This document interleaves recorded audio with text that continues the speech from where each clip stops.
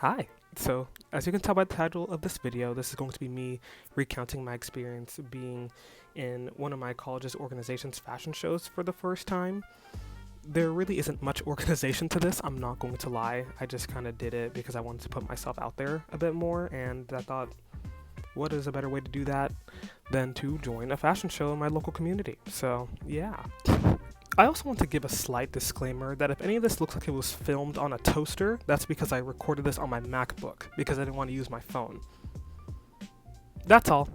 I think it's also important to note that one of the things that made this experience so stressful is the fact that I waited until a month before this show was about to run to actually start making my outfit, knowing good and well that I have a full set of classes and a part-time job.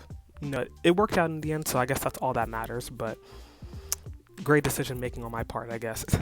To accurately recount this experience, I think it is necessary to go all the way back to January, where during the second half of that month, we were all informed that the theme of the show was going to be Down the Rabbit Hole, which is clearly very Alice in Wonderland inspired. It had like a trailer,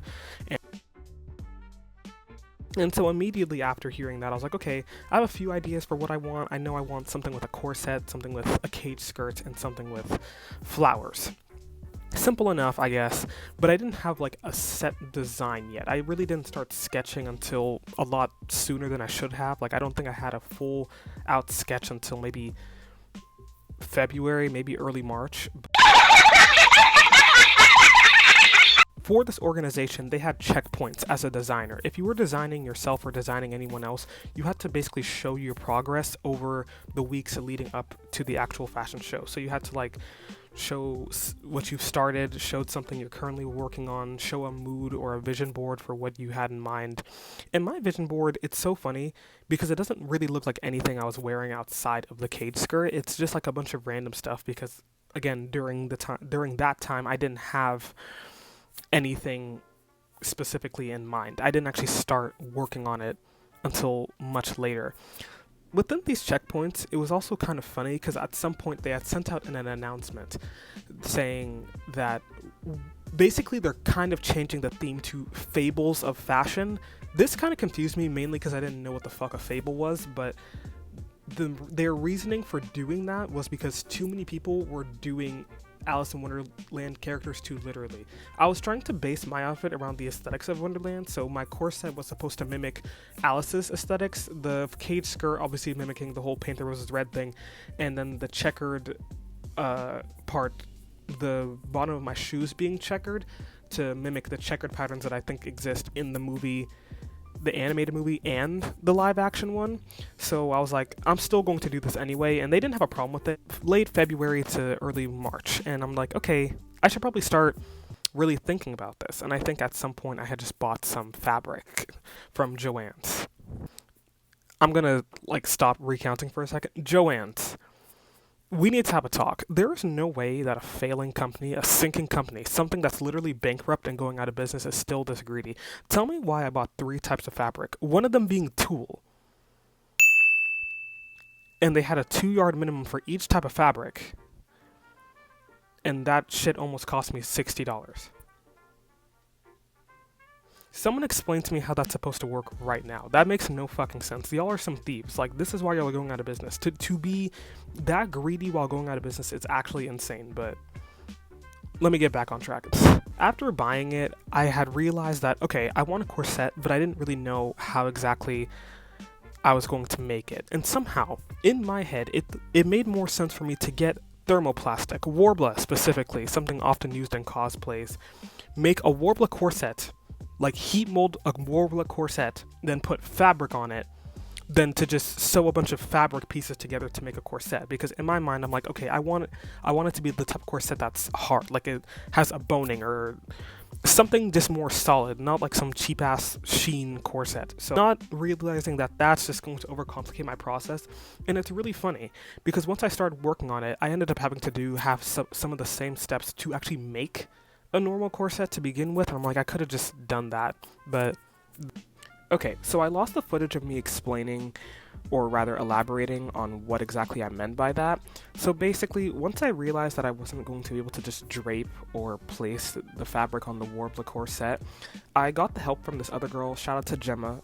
Again, she basically was like, okay, the only way you are going to get this flat is if you make patterns and then make pattern pieces and then reapply them to the corset. So I ended up having to put tape all over the Warbler corset, draw out a pattern, cut out pieces, put those pieces on the fabric, cut out the exact same shape as those pieces with the satin fabric, and then reapply them to the corset. This took about 4 days.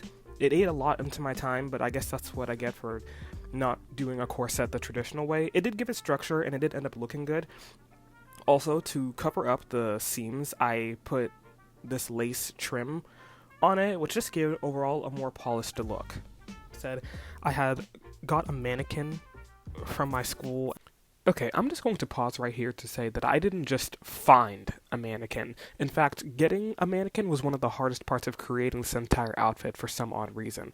Even though there's plenty of mannequins in my school, for some reason people were super like touchy about whether or not I could use one, and that I ended up having to use like a random one in a classroom and then making the corset. I could have used one in a better studio, but they're like, we're not sure what's going to happen if you put heat on the mannequin. It's not a plastic mannequin, it's a fabric one, and the heat's going on the thermoplastic, not on the mannequin.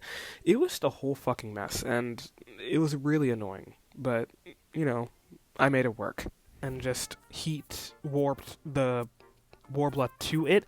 That was really scary because I had overheated some parts, and so it was covered in duct tape for a little bit of it. But the next piece I was working on in this whole outfit was the cage skirt. Again, technically, if I'm going accurate to my timeline, I was jumping between making the corset and then making the cage skirt, like jumping back and forth because that's just my work process. But just for the sake of recounting this, I'm going to pretend like I worked on it and then finished it before I moved on to anything else. With the cage skirt, I had just got one from like Amazon to start with, but it didn't really work out immediately. When I got the cage skirt, first of all, it was way too long and it was not as rounded as I would like it to be. But then I saw this really cool graphic on Pinterest showing how to like make a droopy cage skirt into a more rounded one, and that's what I ended up doing. I basically ended up like pinching some of the pieces of fabric that were holding each ring together and then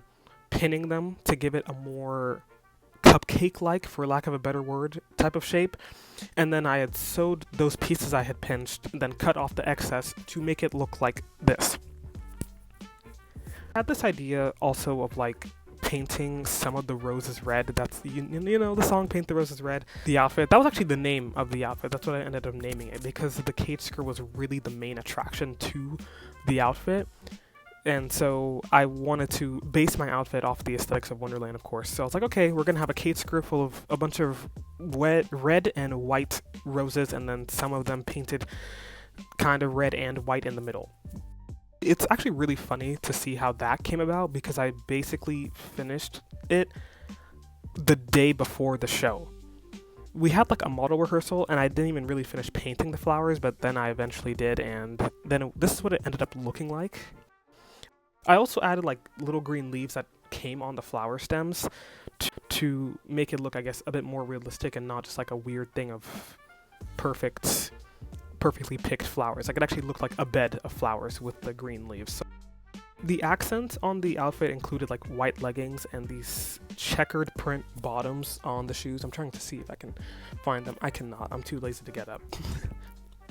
But basically the bottoms of the shoes had like this checkered print on it, which is something I wanted kind of from the beginning. I just didn't know how to make it. Just ended up like cutting out some vinyl diamonds and then just sticking them onto the shoe.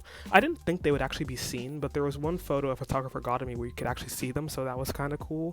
So those were the shoes, and then I had these white leggings. The original plan for the leggings was to have them have writing on them saying that we're all mad here, because again, Alice in Wonderland reference. And so I couldn't figure out a way to do that. I had bought literally some like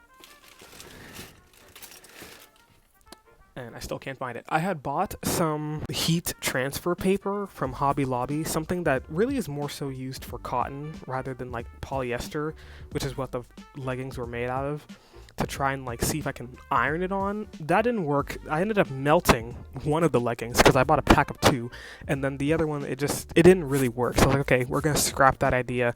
It doesn't really matter anyway because the main attraction is still the fucking cage skirt, and that was finished. So that didn't work out, but I did want also like a headpiece. With the headpiece, I really wanted to try and do something that was based around this picture I saw on Pinterest.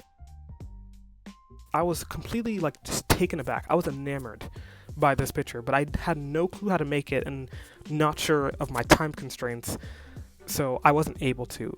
But I still wanted like a headpiece, especially because I didn't just want the top of my head to be bare. So I had ended up just getting some cardboard, laser cutting out some cardboard, putting this white scrap fabric on it, getting some of those extra vinyl black diamonds, putting them on half of it, and then using some leftover flowers as like a little headpiece. It's really cute. It had trouble staying on my head, I'm not gonna lie, but it was very cute. It was a very cute little headpiece, and I liked it. It really did kind of complete the outfit. Everything made sense. Also with the corset, after the first rehearsal, I realized that it just looked kind of weird at the top because when I was molding it, I hadn't accounted for the space around my like underarm area, so it just kind of like pointed outwards, and that can be a look, but it wasn't very intentional. I didn't like it, so no. I ended up adding some flowers to the top of the corset, which I think was part of my original design anyway, and I had just forgotten about it, but it ended up working out. And then I think overall the outfit worked out. The fashion show was great. I wish I had gotten more footage of it, but I just got like this one video of the room. There's footage of me walking, but I don't think it was very good.